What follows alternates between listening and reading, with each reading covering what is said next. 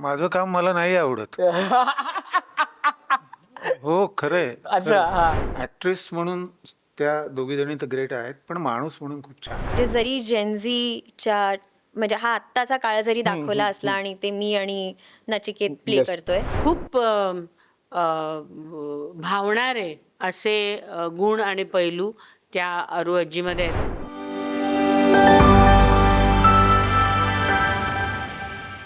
नमस्कार, मी नितीन मोरे. लेट्समध्ये तुमच्या सगळ्यांचं स्वागत करतो. मराठी सिनेमा खरंच खूप चांगल्या पद्धतीने प्रेक्षकांपर्यंत पोहोचतोय, गाजतोय आणि या सगळ्याची पोचपावती म्हणजे मराठी सिनेमा हा हाऊसफुल सुद्धा ठरतोय. आणि या सगळ्याचं क्रेडिट हे मराठी दिग्दर्शक असतील, मराठी कलाकार असतील, प्रेक्षकांना सुद्धा तेवढंच जातं.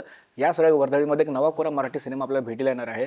सिनेमाची बांधणी, सिनेमाची ताटणी, सिनेमाची गाणी ही खरंच खूप सुंदर झाली आहेत. ट्रेलर सुद्धा तेवढंच दमदार झालं आहे. सिनेमाचं नाव आहे तुला पाहता आणि त्याच सिनेमातील यंग कपल सगळे स्टार्स माझ्यासमोर बसलेत. म्हणजे असे दोन कलाकार माझ्यासोबत बसलेत ना, म्हणजे मला कौतुक वाटतंय की आमची एनर्जी कुठेतरी फेल होते, कारण का आल्यापासून तुम्ही त्या स्पोर्टिंगली प्रश्नांना सामोरे जाता आणि खरंच खूप कौतुक आहे. कारण का एवढा वेळ बसणं आणि तेच पण वेळेचा अभाव कमी ठेवण्यापेक्षा मित्र की मस्त की आपण फक्त गप्पा मारू. इलाताई, तुला पाहता येतोय, नवीन इनिंग सुरू झाले मालिकामधून, तर तू आम्हाला दरवेळेला भेटायला येतेस, दररोज आम्ही तुला बघतोच. सिनेमामधून सुद्धा आता भेटायला येतेस. एक नवीन छटा, एक वेगळी भूमिका, किंवा या वेगळ्या भूमिकेचं वेगळंपण एक प्रेक्षक म्हणून तुला किती जवळचं वाटतं? प्रेक्षक म्हणून तुला किती जवळचं वाटतं ही भूमिका तुझ्यासाठी? प्रेक्षक म्हणून मला ती जवळची वाटण्यापेक्षा ती आवडती वाटते असं.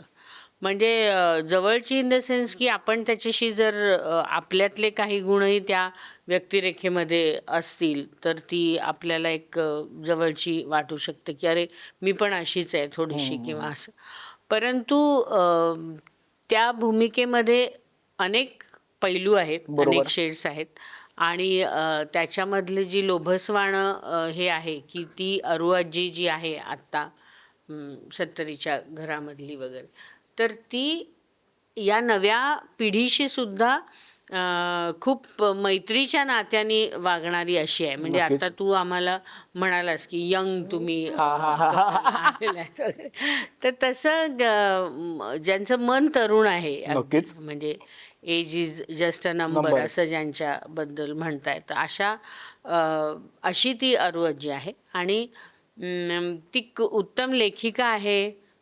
ती खूप इन्स्पिरेशनल प्रेरणादायी पुस्तकं तिची खूप गाजत आहेत. त्यामुळे यंग पिढी पण तिच्याकडे एक सल्लागार किंवा तिच्याकडे एक मार्गदर्शक म्हणून बघतात, अशी ती आहे. आणि तिचा एक पास्ट आहे, तिचं पहिलं प्रेम किंवा तिचा एक पास्ट आहे. आणि ती म्हणजे सिनेमा ही या गोष्टी न पुढे जातं की ती ठरवते की की आता मी माझी गोष्ट सांगणार. प्रत्येकाच्या आयुष्यामध्ये काहीतरी गुपित असतंच, परंतु ते गुपित तुम्ही सांगणार का तर ते जे काही घडलंय ते मी सांगणार आहे, असा एक प्रकारे रोखठोकपणा तिच्यामध्ये आहे. त्यामुळे असे खूप भावणारे असे गुण आणि पैलू त्या अरू आजीमध्ये आहेत. त्यामुळे नातवाशी असलेली मैत्री, मुलगी जावई हिच्याबरोबर असलेले नातेसंबंध, यामुळे ती मला प्रेक्षक म्हणून खूप आवडलेली आहे. नक्कीच. सर, ट्रेलर खरंच खूप सुंदर, 16 मी बघितलं ट्रेलर, खरंच खूप सुंदर पद्धतीने रिलीज सुद्धा आला. तुमची आधीची जर्नी नंतर एक कट येतो जेव्हा रोज जी पुस्तकावर साईन घेण्यासाठी तुम्ही येता आणि तुम्ही तुमचं पूर्ण नाव सांगता, तुम्ही टोपण नाव सांगता. तो पॅच एवढा आम्हाला झाला ना की अरे यार, हे साला खऱ्या आयुष्यात सुद्धा असं झालं ना तर किती वाटेल. काय सांगायला की नवीन इनिंग सुद्धा सुरू झाली असं बोलायला हरकत नाही. एकंदरीत तुला पाहता तुमच्यासाठी किती सुखवणारा प्रवास आहे तुला पाहताचा? खऱ्या अर्थाने नवीन इनिंग आहे ही, आणि प्रवास तर अप्रतिम आहे.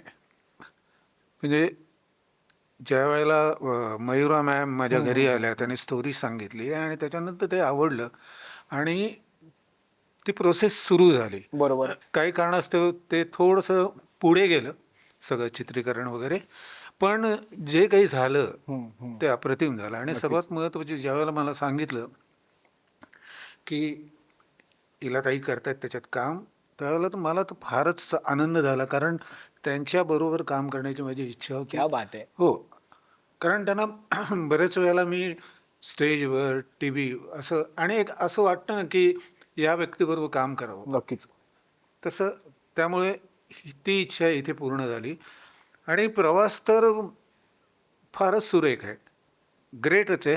कारण मयुरा मॅम त्या स्वतः स्वतः हुशार आहेत. त्या लेखिका आहेत, प्रोड्युसर आहेत, सगळंच आहेत त्या.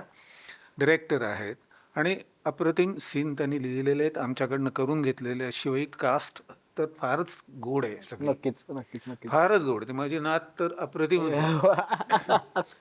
आणि नाही, जे आम्ही ट्रेलर लॉन्चला सुद्धा बघितलं, इलताईला ज्या पद्धतीने तिच्या नातवांनी हात दिला तशी तुम्हाला तुमची नात घ्यायला आले, ते सुद्धा आम्हाला बघायला मिळालं. नाही नाही, ग्रेट आहे. आणि म्हणजे ऍक्ट्रेस म्हणून त्या दोघी जणी तर ग्रेट आहेत, पण माणूस म्हणून खूप छान आहेत ते. नक्कीच. त्याच्यामुळे मला ते काम करताना खूप मजा आली आणि खूप आनंददायी प्रवास होता हा.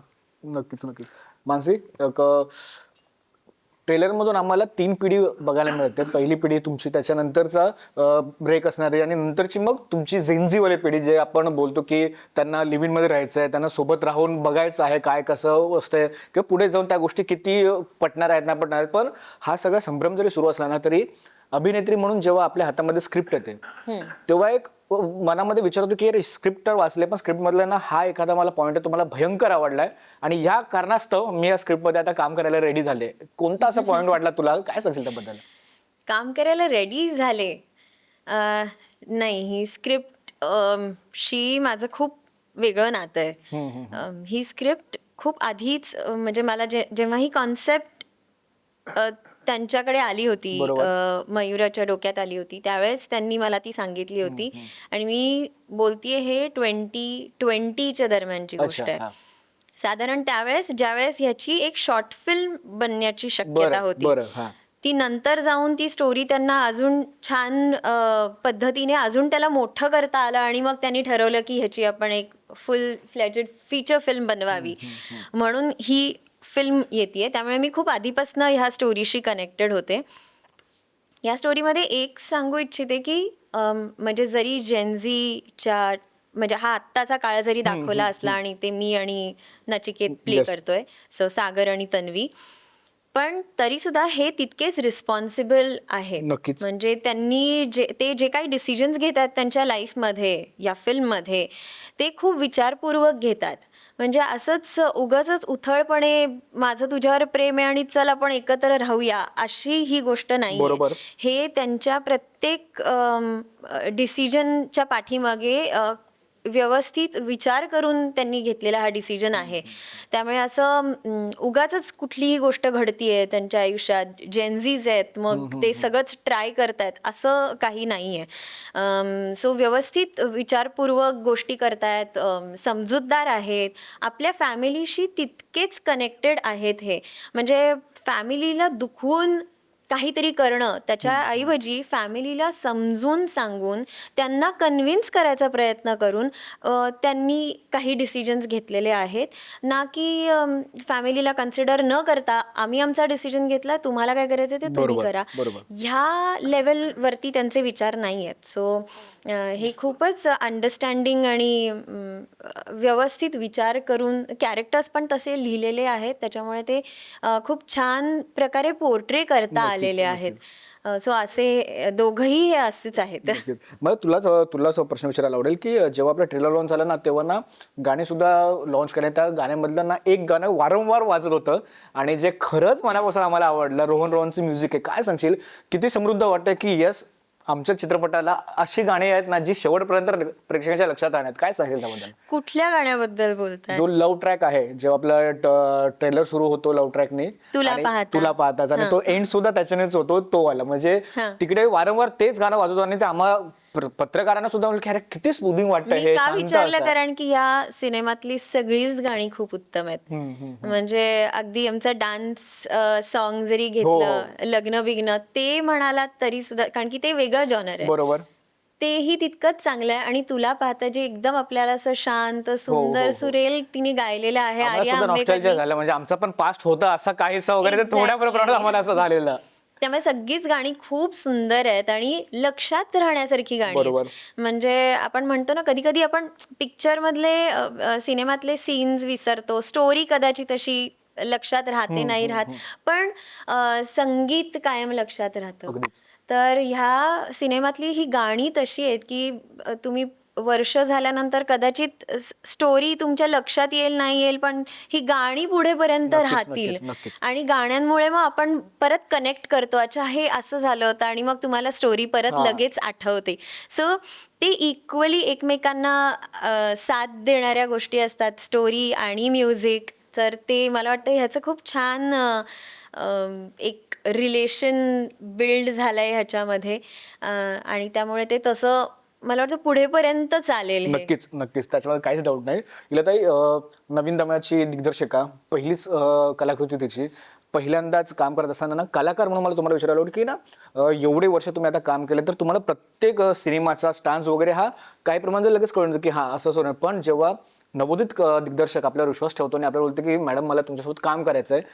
कसा होता तो प्रवास आणि काय सांगशील एकंदरीत सिनेमाच्या दिग्दर्शनाची फळी कितपत चांगल्या पद्धतीने मयुरा मॅडमने चालवली आहे? खूपच उत्तम प्रकारे ती जबाबदारी तिने पार पडली. कारण सुरुवातीला मी म्हटलं, अनेक ठिकाणी बोलले, की मी आजपर्यंत अनेक चित्रपट केलेले आहेत, परंतु एवढी मोठी महत्त्वाची भूमिका ही माझ्या वाट्याला आलेली नव्हती, जी मला मयुरा मॅडमनी ऑफर केली. आणि त्यामुळे माझ्या मनामध्ये अशी शंका, म्हणजे जे तुम्ही म्हणताय की ह्यांचा पहिला चित्रपट आहे हे, याबद्दल म्हणजे कसं होईल काय होईल याबद्दल मी फारशी साशंक नव्हते. कारण चित्रीकरणाच्या आधी ज्या ज्या काही माझ्या त्यांच्याबरोबर भेटी झाल्या, बरोबर. तेव्हा त्या घेत असलेले कष्ट, त्या अभ्यास करत होता ते, आणि त्यांच्या मनामध्ये ह्या चित्रपटाबद्दल, या कथेबद्दल मुख्यतः केवढी सुस्पष्टता होती डोक्यात, ही मला पोचत होती माझ्यापर्यंत.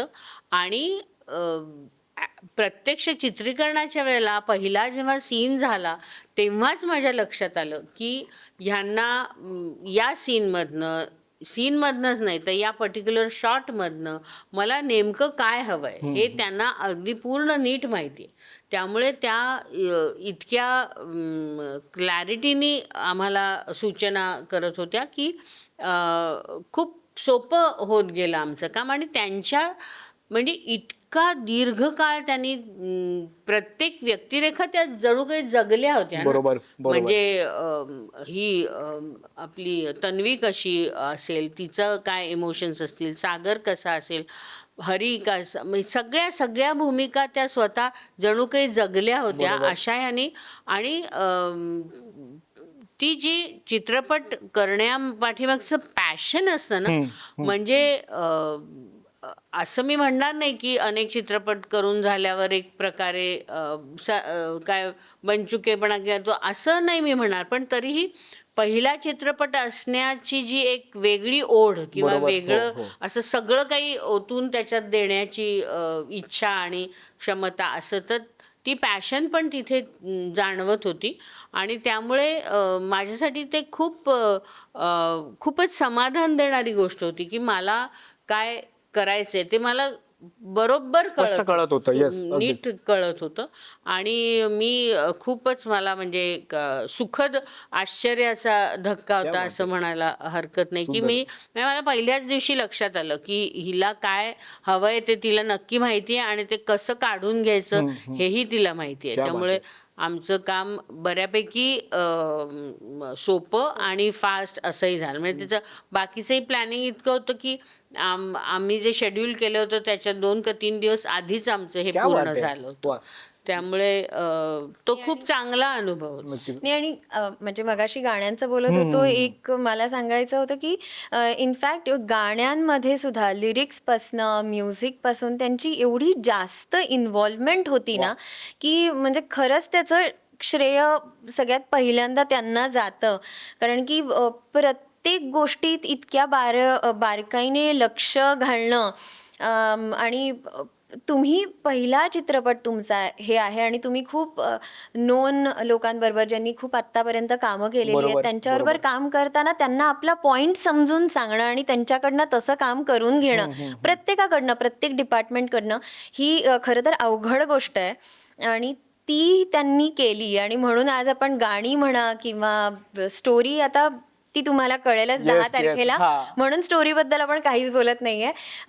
तर स्टोरी म्हणा, सीन्स, पिक्चरायझेशन, कपडे म्हणजे प्रत्येक डिपार्टमेंटमध्ये नक्कीच, इतकं नक्कीच. डिटेलमध्ये काम केलं गेलंय त्यांच्याकडनं की असं फर्स्ट टाइम फिल्म मेकरकडनं त्यांना करायला पण अवघड असतं आणि कदाचित थोडंसं 19-20 होऊही शकतं पण मला वाटतं all credit goes to her for क्या दॅट. बात आहे. म्हणजे असं बोलायला काही हरकत नाही की एवढी पॉझिटिव्ह टीम असेल ना आपल्या सोबत तर सगळ्या गोष्टी होतात. कारण का जर दिग्दर्शकच एवढ्या पॉझिटिव्ह आणि एन्थुसिस्टिक असेल तर मग कलाकारांना सुद्धा तेवढीच धमाल येते. अगदी सर, सिनेमा तर रेडी झालाय, 10 तारखेला सिनेमा प्रेक्षकांना भेटीला येणार आहे. मला तुम्हाला विचारायला आवडेल की जेव्हा तुम्ही प्रेक्षक म्हणून तुमचा सिनेमा बघायला बसाल तेव्हा काय वाटेल, काय असेल की अरे यस किती सुंदर आणि आम्ही एक काम केलंय, काय सांगाल त्याबद्दल माझ्याबद्दल स्वतःबद्दल प्रेक्षक म्हणून? हो यस. हा, माझं काम मला नाही आवडत. हो खरंय. अच्छा, हा. असं वाटतं अरे मूर्ख, असं करायला हवं होतं ना. ही कलाकाराची ओळख आहे म्हणजे मला तर खरंच नाही, ते मला वाटतं. नाही, खरंच नाही असं वाटतं की नाही अजून व्हायला हवं होतं, अजून व्हायला हवं होतं. पण नाही, माहिती नाही ते प्रेक्षकांना आवडेल नाही आवडेल मला माहिती नाही, पण मला नाही आवडत एवढं नक्की. अच्छा, तुला पाहता 10 तारखेला येतो भेटीला. हो, प्रेक्षकांना अपील करायचं असेल, मला असं वाटतं ना की अपील करणं वगैरे ना, तर ती खूप साधी गोष्ट आहे, रोज दरवेळेस. पण जर एक तुमच्या पद्धतीने तुमच्या कॅरेक्टरच्या पद्धतीने जर अपील करायचं असेल प्रेक्षकांना तर ते काय असेल? मी एवढंच सांगेन की हा सिनेमा नक्की पहा, थिएटरमध्ये जाऊन पहा. 10 तारखेला रिलीज होतोय जगभरात. आणि सर्वात महत्त्वाची गोष्ट अशी आहे की तो सिनेमा खूप सुंदर आहे, खूप छान आहे, प्रेमाचा सिनेमा आहे. प्रेम कसं करावं, कसं करू नये हे तुम्हाला तिकडे शिकता येईल आणि खरं प्रेम कसं असतं हे तुम्हाला पाहता येईल. क्या तर बात आहे. प्लीज तुम्ही तो थिएटरमध्ये जाऊन पहा. 10 जुलैला रिलीज होतोय. ह्याच्या पुढे एकसारखं पाहत राहा. क्या बात आहे, क्या बात आहे. नक्कीच 10 तारखेला सिनेमा आपल्या भेटीला येतोय. सिनेमा रिलीज झाल्यानंतर तुमच्यासोबत गप्पा मारायला मला मजा येणार आहे. नक्की. खूप गोष्टी नव्याने कळतील. सर जे बोलले की मला माझंच काम आवडत नाही, मला असं वाटतं ना कुठेतरी कमी पडतोय. ताई तुम्ही ज्या गोष्टी सांगितल्या त्या, मानसी तू सांगितलं असतं ते सगळं काही सिनेमा बघितल्यानंतर मला कळेल. त्याच्यानंतर आपण गप्पा मारू. तोपर्यंत खरंच खूप धन्यवाद Thank Let's you, Up सोबत thank गप्पा you. मारल्याबद्दल. Thank you. एक नवा कोरा सिनेमा घेऊन येतात, जरा आम्हाला सुद्धा असा प्रेमाचा सिनेमा ना की जरा बरं वाटेल की ए वाव असं. सो पुन्हा एकदा धन्यवाद आणि तुमच्यासोबत तुमच्या संपूर्ण टीमला all the very best. Thank you, thank you.